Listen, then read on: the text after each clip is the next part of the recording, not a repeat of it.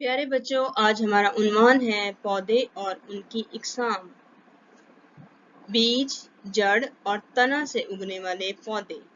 ہم پر طلبہ اس قابل ہو جائیں گے کہ بیج، جڑ اور تنا سے اگنے والے پودے کو اچھی طرح سے سمجھ سکیں، بیج والے پھلوں کے نام لکھ سکیں۔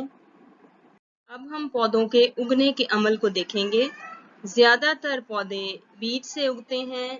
اکثر پودوں کا تنا ایک نئی جڑیں پیدا کر سکتا ہے، لیکن چند پودے تنوں سے بھی لگائے جاتے ہیں، مثلاً گنا، ایلو ویرا، پودینہ، آلو، گاجر وغیرہ۔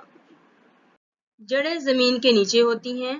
انہی جڑوں سے نئے پودے بھی اگائے جاتے ہیں، جیسے کہ شلغم، شکرقندی، مولی، ادرک وغیرہ۔